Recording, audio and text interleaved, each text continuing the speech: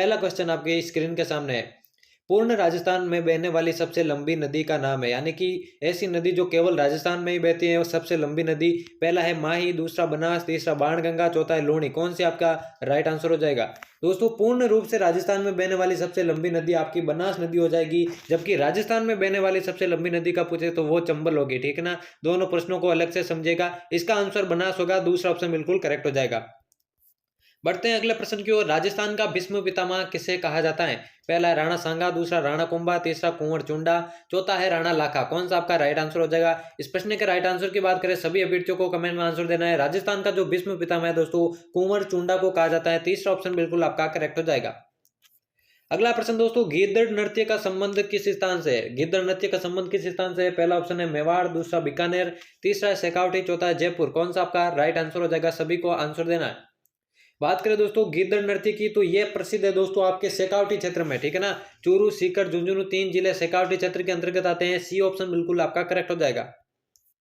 अगला है दोस्तों, दादू पंथ का प्रमुख केंद्र कौन सा है? ठीक है ना, दादू पंथ की स्थापना संत दादू दयाल ने की थी। ठीक है ना, जिनका जन्म आपको मालूम है अहमदाबाद के अंदर हुआ था। तो दादू पंथ का प्रमुख केंद्र पहला अजमेर, दूसरा पीपासर, तीसरा भीनमाल, चौथा नारायणा। राइट आंसर कमेंट करना है। इसका राइट आंसर की बात करें तो दोस्तों दादू पंथ का जो प्रमुख केंद्र है वो नारायणा में स्थित है। डी ऑप्शन बिल्कुल करेक्ट हो जाएगा।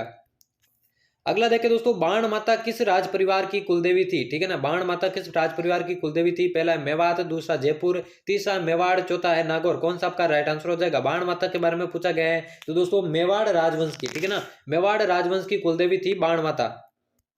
अगले प्रश्न की ओर बढ़े। बांसवाड़ा का मानगढ़ धाम किस समुदाय से संबंधित है? दोस्तों एक एक प्रश्न महत्वपूर्ण है, एक एक प्रश्न का आंसर आप देने की कोशिश जरूर कीजिएगा। बांसवाड़ा का जो मानगढ़ धाम है कौन से समुदाय से संबंधित है? पहला है मीणा, दूसरा भील, तीसरा गरासिया, चौथा है सेरिया। मानगढ़ धाम के बारे में पूछा गया है तो दोस्तों वो प्रसिद्ध है भील जनजाति से संबंधित। ठीक है ना, दूसरा ऑप्शन बिल्कुल आपका करेक्ट हो जाएगा। अगला दोस्तों, राजस्थान की मरुभाषा कहलाती है। ठीक है ना, राजस्थान की मरुभाषा किसे कहते हैं? पहला मेवाड़ी को, मारवाड़ी को, ढूंढाड़ी को या फिर मेवाती को, किसे राजस्थान की मरुभाषा कहते हैं? तो दोस्तों राजस्थान में सर्वाधिक बोले जाने वाली जो भाषा है वो मारवाड़ी है और इसी को जो है राजस्थान की मरुभाषा कहा जाता है। दूसरा ऑप्शन बिल्कुल करेक्ट हो जाएगा।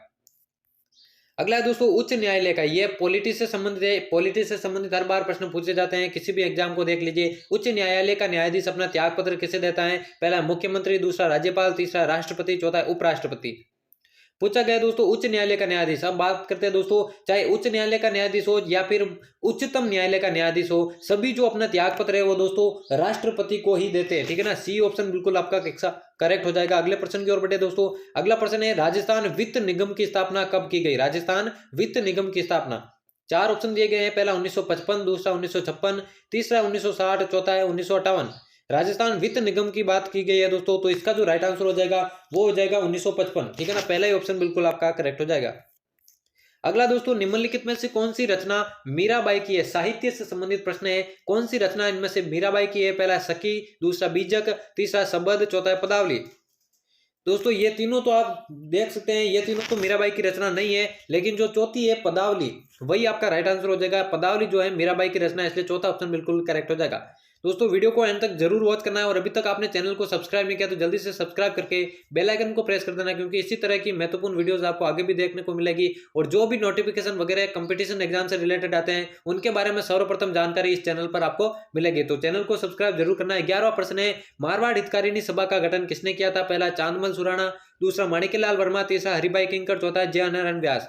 इनकी फ्री में पीडीएफ प्राप्त करने के लिए आप टेलीग्राम चैनल को ज्वाइन कर सकते हैं। टेलीग्राम चैनल की जो लिंक है वो डिस्क्रिप्शन में दे रखी है, वहां से जाके आप टेलीग्राम ज्वाइन कर सकते हैं फ्री पीडीएफ प्राप्त करने के लिए। इसका जो राइट आंसर होगा दोस्तों, चांदमल सुराणा ने आपके जो है मारवाड़ हितकारिणी सभा का गठन किया था। पहला ऑप्शन बिल्कुल करेक्ट हो जाएगा। अगला दोस्तों, कौन सा आभूषण सिर पर नहीं पहना जाता है? पहला मेमंद, दूसरा बोर, तीसरा रकड़ी, चौथा कंदोरा। तो दोस्तों ऊपर के जो तीनों आभूषण है वो सिर में पहने जाते हैं, चाहे मेमंद हो, बोर हो या फिर रकड़ी, लेकिन जो चौथा ऑप्शन है कंदोरा वो सिर का आभूषण नहीं है बल्कि कमर में पहना जाता है। चौथा ऑप्शन बिल्कुल आपका करेक्ट हो जाएगा। अगला दोस्तों, राजस्थान में मीणा जनजाति सर्वाधिक कहां पाई जाती है? आपको मालूम है मीणा जनजाति जो है आपके राजस्थान के पूर्वी क्षेत्र में पाई जाती है, लेकिन यहाँ पे जिले दे रखे हैं, कौन से जिले में सर्वाधिक पाई जाती है? पहला सीकर, दूसरा जयपुर, तीसरा कोटा, चौथा है अलवर। तो दोस्तों राजस्थान में जो मीणा जनजाति है वो सर्वाधिक जयपुर जिले में पाई जाती है। दूसरा ऑप्शन बिल्कुल करेक्ट हो जाएगा। अगले प्रश्न की ओर बढ़े। अगला प्रश्न है सुशीर वाद्यों में सर्वश्रेष्ठ है। आपको मालूम है सुशीर वाद्य जो हवा से फूंक मारकर बजाए जाते हैं मुंह से, उन्हें सुशीर वाद्य कहते हैं। पहला है शहनाई, दूसरा अलगोजा, तीसरा सतारा, चौथा है मोरचंग। कौन सा जो है सुशीर वाद्य में सर्वश्रेष्ठ है? तो दोस्तों शहनाई जो है सर्वश्रेष्ठ है, जो कि विवाह आदि फंक्शंस में जो है बजाई जाती है सुशीर वाद्य यंत्रों में। पहला ऑप्शन बिल्कुल करेक्ट हो जाएगा। अगला है दोस्तों किस देवी को कभी भी मांस का भोग नहीं लगाया गया? कौन सी देवी को कभी भी मांस का भोग नहीं लगाया गया? पहला है आई माता, दूसरा शीतला माता, तीसरा केला देवी, चौथा है नागणेची माता। तो दोस्तों केला देवी जो माता है जिनका मंदिर करौली में बढ़ता है, उनको जो है कभी भी मांस का भोग नहीं लगाया गया, इसलिए सी ऑप्शन बिल्कुल आपका करेक्ट हो जाएगा। अगला प्रश्न देखिए दोस्तों, दधिमती माता का मंदिर किस जिले में स्थित है? दधिमती माता, पहला है जयपुर, दूसरा है नागौर, तीसरा अजमेर, चौथा है पाली।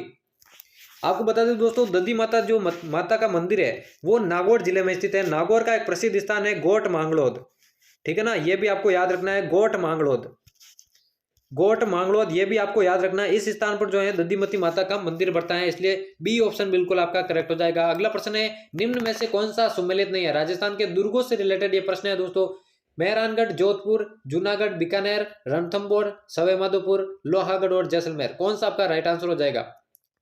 बात करें दोस्तों जोधपुर जिले की, ठीक है ना, जोधपुर का जो मेहरानगढ़ है ये बिल्कुल सही है। इसका जो निर्माण है दोस्तों राव जोधा ने करवाया था, ठीक है ना, राव जोधा ने करवाया था, इसलिए ये तो सुमेलित है। दूसरा है दोस्तों जूनागढ़ बीकानेर, इसका निर्माण जो है बीकानेर के शासक राय सिंह ने करवाया था, यह भी बीकानेर के अंदर ही स्थित है। तीसरा है दोस्तों रणथंभौर सवाईमाधोपुर, इसका निर्माण जो है रणथंभन देव ने करवाया था, यह भी बिल्कुल करेक्ट है। और जो चौथा ऑप्शन है दोस्तों लोहागढ़, इसका निर्माण जो है आपके बदन सिंह ने करवाया था, ठीक है ना, बदन सिंह, माफ कीजिएगा सूरजमल ने कराया था, आई थिंक सूरजमल ने इनका निर्माण करवाया था, लेकिन यह जैसलमेर में नहीं है दोस्तों, यह स्थित है आपके भरतपुर में, यह स्थित है आपके भरतपुर में, इसलिए यही आपका करेक्ट हो जाएगा, यही असुमेलित है, इसलिए डी ऑप्शन बिल्कुल आपका करेक्ट हो जाएगा।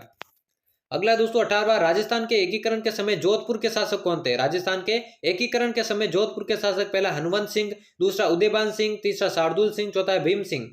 बात करें दोस्तों राजस्थान के एकीकरण के समय जोधपुर के जो शासक थे उनका नाम है दोस्तों हनुवंत सिंह, पहला ऑप्शन बिल्कुल करेक्ट ऑप्शन है।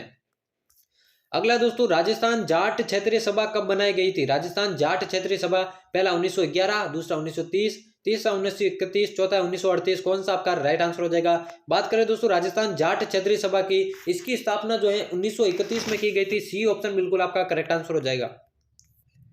अगला दोस्तों कच्छवा राजवंश की प्रथम राजधानी थी, इसे आप कच्छवा वंश भी कहते हैं, जयपुर वंश भी कह सकते हैं, आमेर राजवंश भी कह सकते हैं, ठीक है ना, सभी इसी के नाम है। तो कच्छवा वंश की प्रथम राजधानी कौन सी थी? पहला अलवर, दूसरा जयपुर, तीसरा दौसा, चौथा आमेर।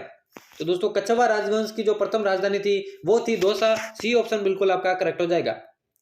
अगला दोस्तों 21वां खातौली का युद्ध कब हुआ था? राजस्थान के जितने भी प्रसिद्ध युद्ध है उन सबको आपको याद करना है, क्योंकि इनमें से प्रश्न जरूर पूछे जाते हैं। पूछा गया है खातौली का युद्ध, पहला है 1526, दूसरा 1527, तीसरा 1518, चौथा है 1517। बात करें दोस्तों खातौली के युद्ध की तो 1518 में ये युद्ध हुआ था, और 1518 में एक और युद्ध हुआ था बाडी का युद्ध। यह युद्ध दोस्तों आपके मैं बता दूं इब्राहिम लोदी और राणा सांगा के बीच हुआ था। खातौली का जो युद्ध है 1518 में राणा सांगा और इब्राहिम लोदी के बीच हुआ था, जिसमें राणा सांगा की विजय हुई थी, और इसी युद्ध में राणा सांगा ने अपना एक पैर भी गवा दिया था, ठीक है ना, सी ऑप्शन बिल्कुल आपका इसका करेक्ट हो जाएगा। अगर आप इस चैनल को सब्सक्राइब नहीं किए हैं तो प्लीज सब्सक्राइब जरूर करें और बेल बटन घंटी को दबाना ना भूलें।